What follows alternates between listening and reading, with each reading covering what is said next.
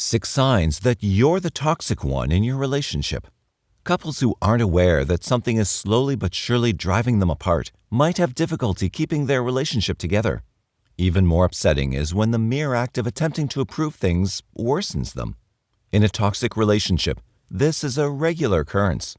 As a general rule, this relationship between two individuals may lead to emotionally and mentally distressing effects.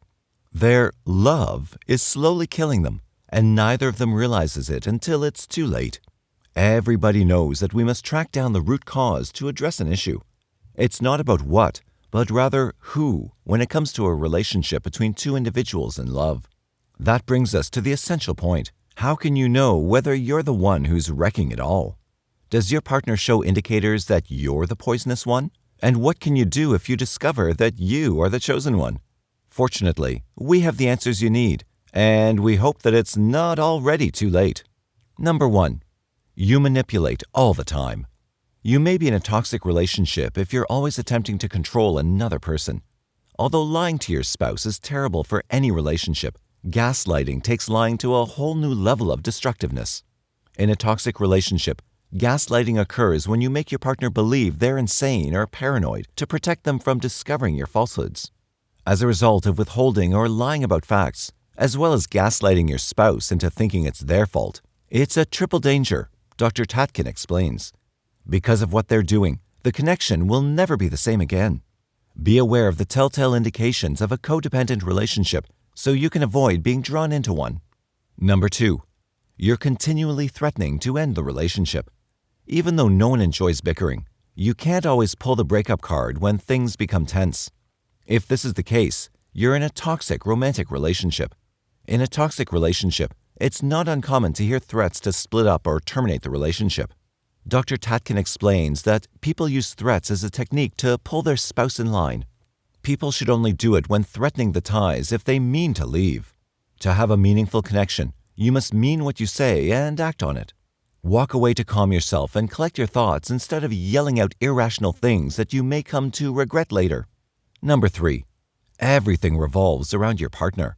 Investing too much time and energy in your spouse may be detrimental to both your relationship and your well-being, not to mention the health of your significant other. A good relationship begins with allowing each other the freedom to be yourself and live your own life. When it comes to their day-to-day concerns, you don't have to keep an eye on them. Number 4. You need constant care and attention. Just as you shouldn't put your significant other at the center of your life, you shouldn't expect them to do the same. Similarly, demanding attention and time from your spouse is a sure way to make them feel overwhelmed and confined. Give them room to think. Love should be a liberator, not a shackle that binds people together. Number 5. You can't solve anything. If you don't deal with issues as soon as they arise, they'll fester and grow in your face, making your spouse resentful. We may harbor resentment because of a cognitive bias known as the negativity bias, which causes us to focus on the negative aspects of events, says Dr. Tatkin. On the other hand, adults are more likely to utilize negative stimuli to learn, establish initial impressions of individuals, and make sense of their experiences than positive information. There is a possibility that this is because the amygdala, your brain's emotional processing area, is more receptive to negative emotions since they tend to be a little more intense. There will be an accumulation of unpleasant memories of unfairness and injustice for your spouse if you never apologize or confess that you're wrong and rectify the situation. As a result, the relationship will be ruined.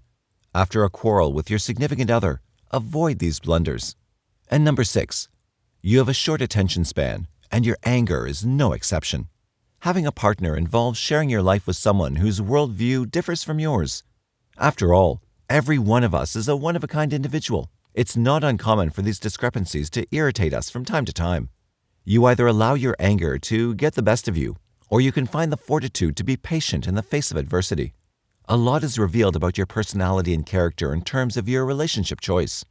Relationships need to be healthy for both parties. There's no such thing as a flawless person, which holds for relationships also. There's nothing wrong with being imperfect, but something is wrong with being poisonous. Although imperfections may motivate growth and development, toxic people drain you emotionally and cause you to dwell on the unpleasant aspects of life.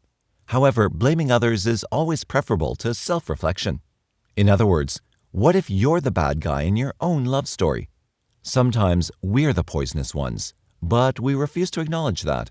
Accepting that things are the way they are isn't bad, since it's the first step towards making things better. Thank you for watching the video. Please like, share, and subscribe to get all the updates.